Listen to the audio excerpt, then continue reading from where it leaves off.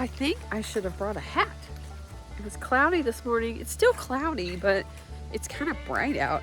So we're gonna look at the fig trees today, and I'm gonna show you the two that I have and what kind they are and what zone we're in. So if you want to grow figs, then you might be able to do that. Just walking out here to the craziness. Caterpillar Tunnel is still, I don't know if it's ever going to be able to be used. Miss Annabelle and Miss Ginger Snap out there eating some grass. Got to get some new hay out for them. Kind of moving them around a little bit. I really need to move them out here because the grass is kind of high in the yard. That just requires me to be out here with them and have a lead on Annabelle because Ginger Snap does not lead. Okay, so the fig trees. So I got these, I want to say 3 years ago. This is the third year I've had them. And they were pretty small when I got them. And I thought they died the first year because, so I got them and I planted them when I was supposed to plant them. It's actually kind of chilly today, that wind's blowing.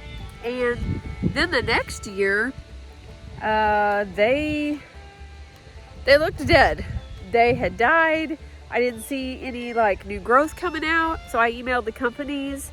I got 2 of them actually. I actually ordered one, I think from, let's see, Burpee and maybe Johnny Seeds. I'm not really sure, but I ordered them from 2 different companies. I actually ordered 2 because I forgot I ordered the first one and I ordered the second one. So I ended up with 2.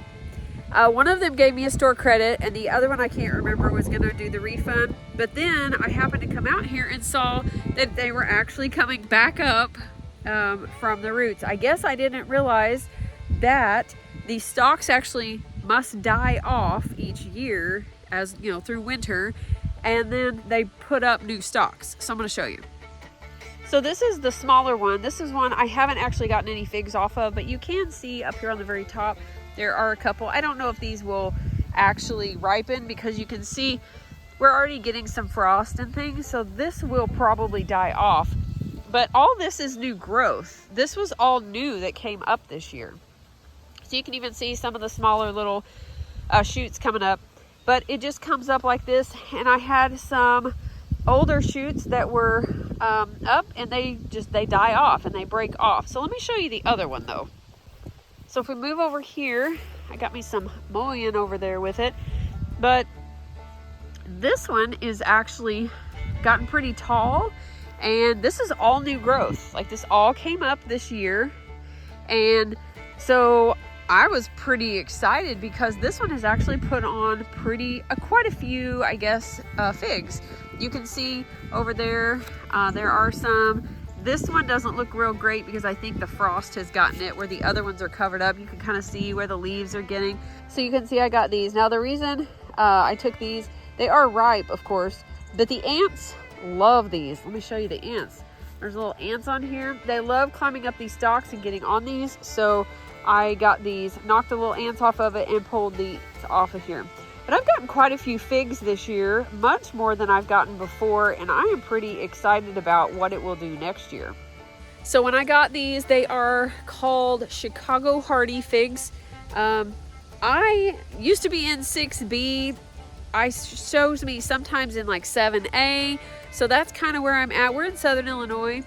So these say Chicago Hardy figs. So I don't know if that means that they'd actually be hardy in Chicago, which would be quite a bit cooler in the winter than what we are. We're about 6 hours south of Chicago-ish, something like that. These do really well. They did look like they died. So if you do get them, if you're in the right zones and it is one of the colder ones and you think it's died, well, just wait. Give it a little bit of time when it warms up and you might see some new little sprouts coming up. So like I said, I'm pretty excited about this. I love that I'm actually getting, that I'm actually getting fruit off of this, because I have all these pear trees and apple trees. I have a couple of things, I don't know what they are because we've had them for so long, that they've never even bloomed or even produced anything. So yeah, So I'm excited to have this, and they're already done. You know, they're already like producing. Pecan tree. I actually have a pecan tree up by the house that put on pecans this year. Pretty excited about that as well. We've been picking up pecans. Grandbabies come over and they love going and finding them on the ground. So we've been doing that. But I'm going to show you the ginko tree, the little bitty ginko tree. So here's the little bitty ginko tree. This is what the kids got me for Mother's Day. And I love it. Of course, it looked better when we got it. The leaves are falling off because it's fall. But it is such a beautiful yellow color in the fall. So I did put it out here in the kind of orchard food forest that I'm going to create eventually. But I think I'm going to move it because this tree does normally get quite large. And what I was going to do was actually keep it trimmed so that it wouldn't get really large. They do make dwarf ginkgo trees, which probably would have been better to get. But I didn't get that one. Well, I didn't actually buy it. So this is the one they got me, which is great.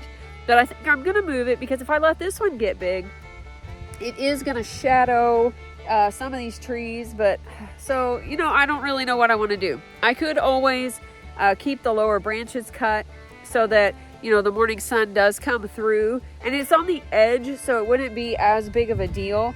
I just don't really know what this tree is here beside it. I've got to do some trimming on it. But eventually, you know, all these trees would kind of rub, I guess, if they're too close together. So I may move it and actually put something else here, like a bush or something like that. I'm trying to get an idea of paths in here. So I don't know. Everything is kind of symmetrical right now in rows and stuff, and I don't really want that. I'm eventually going to fill in with some other things like herbs and flowers and things like that. So yeah, so we'll see. I do have some grapes. I've got to put some like little arbors up, and got some raspberries we'll have to like stake and stuff. So I don't know. We'll see how that's going to work. But I did get some mullein. I found some mullein, and I kind of moved it out here with some of these. But yeah, so Chicago hardy figs, they're looking really good. I'm actually surprised they've stayed this green because we've gotten some pretty chilly temperatures, and we've gotten quite a bit of frost. And so we'll see how long they kind of stay good, and see how many more I get. You can kind of see those leaves are, well, yeah, those leaves are dying and just falling right off of there. So but I am going to kind of try to leave those on there to protect the rest of the figs that are on there. But this one here has produced all of the figs that I've picked. That little one over there has not. And if you've never ate a fig, they're really good. They're really interesting fruit.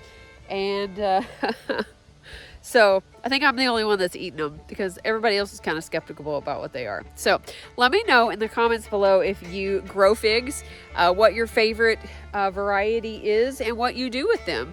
Be sure to like and subscribe, and don't forget to be lovely lights today.